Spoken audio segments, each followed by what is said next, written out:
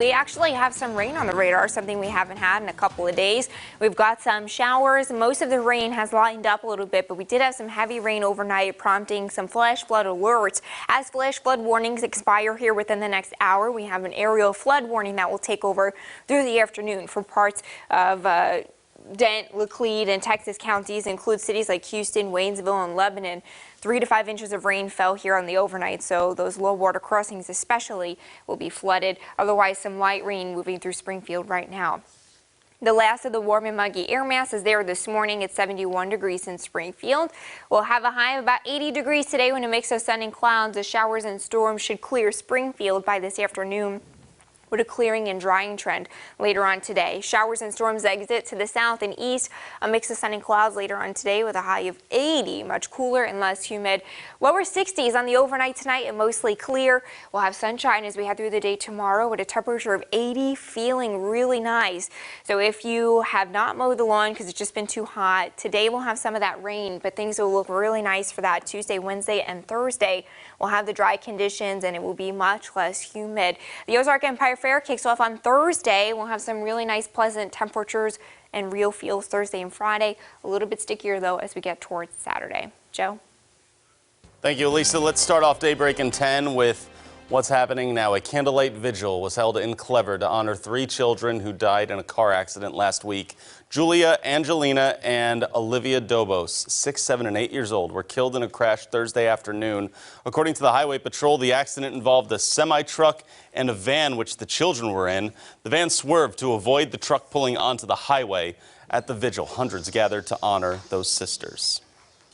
I've heard from many people of how the girls were so sweet, they were kind, they were always smiling. 3 amazing little girls touched the lives of so many, and tonight we honor their lives as we come together. You'll notice there that family came and joined around Mary and Martha in their time of grieving. And I'm so grateful to live in a community that gathers around when someone hurts, when someone's in pain. And I'm so glad that you're here tonight. But I also want to say this, in the weeks and months ahead, it's going to be important that you continue to be there for this family. Moving on with your right to know this morning, the pilot of a single-engine plane made it out alive after engine failure caused it to crash in Houston, Missouri yesterday. Highway Patrol says it crashed close to the city's airport, but the FAA will begin working on an investigation. Around the Ozarks for you, if you've recently bought lilacs or other plants like rhododendrons, you may need to consider getting rid of them. The Missouri Department of Agriculture says it's found some of these plants have been contaminated with sudden oak death disease. Those plants were shipped to Walmart and the Fort Leonard Wood base. Walmart's around our area. The disease on these plants can infect other plants and kill oak trees, and there's also no cure for it.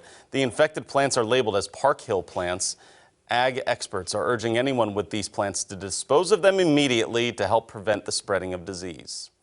A tree that was thought to be extinct has since been found in the Ozarks now. It's called the Ozark chinkapin. A fungal disease was thought to have killed them off several years ago, but the Ozark Chinkapin Foundation is taking care of these trees now and keeping their location a secret. We got access to see them. Tim Smith says they have to keep the spot under wraps because of the tree's worth. Yeah, we keep that top secret. These seeds, especially the cross-pollinated seeds, are more valuable than gold because we're trying to find something that is 100% pure, and your money can't buy it. The foundation is trying to reintroduce a pure chinkapin to the Ozarks without any trace of the fungal disease that killed off those trees. To some news around the region for you, the search continues on Lake Ouachita for Grant County Sheriff's Deputy Keith Wright, who's reported missing Saturday night. A man says he and Wright dove off their party barge near a cove off the Mountain Harbor Resort. When they came up, their boat had drifted away, and both men started swimming, but that's when the man lost contact with Deputy Wright.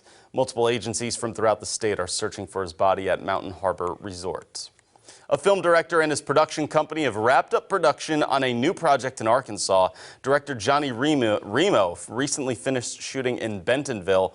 The film is Max Winslow and the House of Secrets, and this is Remo's second movie that he shot in Northwest Arkansas.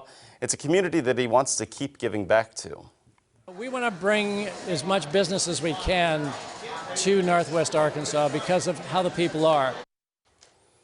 To do this, he's creating an internship program with the University of Arkansas and John Brown University. He wants to set college kids up for success in the film industry without having to cross state lines. Bentonville Mayor Stephanie Orman says she likes the spotlight this movie puts her city in. We want people coming to our city. We want them in our restaurants and our businesses. And so anytime we can have this type of impact, especially with a movie that we hope gets picked up and distributed, it's exciting. The film should be out to the public by this winter. Family and friends gathered this weekend to say goodbye to former NFL pro Mitch Petrus. He was honored at a public memorial in Carlisle, Arkansas yesterday at his old high school. The former offensive lineman died from heat stroke last week. He was just 32 years old. A coroner said that he did not appear to have any pre-existing conditions. During his career, he played for the Giants, Titans, and Patriots before retiring in 2013. Two Southwest airline planes collided early this morning. One was bound for St. Louis and the other for Atlanta. Officials say no one was injured, but both planes were taken out of service. Officials say the damaged planes will be evaluated. Quick check now of what's trending here as we wrap up Daybreak right now. Iran has just come out within the last hour and says that it has arrested 17 CIA American spies over the course of 12 months and has sentenced some of them to death. So the USA has not made any comment just yet on that, something that we're watching out for there. And another trend that we're looking out for right now, methanol in alcohol in Costa Rica has been attributed to 19 deaths that have been happening there. 30,000 bottles have been recalled by the government of various different alcohols there in Costa Rica, and there's been traces of methanol found in them, so 19 deaths associated with that. So something that we all need to watch out for. And of course, CBS This Morning up next. Ozarks Fox AM is on the Fox side of things, but weather, rain is all over right now, right? Yeah, we've got those showers this morning, and I think our headline, the Ozarks this week, is going to be "We Can Breathe." That air mass is going to be much less humid. It was even tough this weekend to deal with that, right? Yeah, we had a high of 95 Friday, Saturday, and Sunday, so 80 is going to feel real nice today. Showers and storms early, and then we're looking at some clearing later on today. The rest of the week looks fantastic. Low to middle 80s will feel like low to middle 80s, low humidity through about Friday. I'm not saying it'll feel like fall, though. I can't go that far yet, right? At the 59 degrees on Wednesday morning, it might. It might. We'll see. All right. Thank you for starting your week with us, everyone.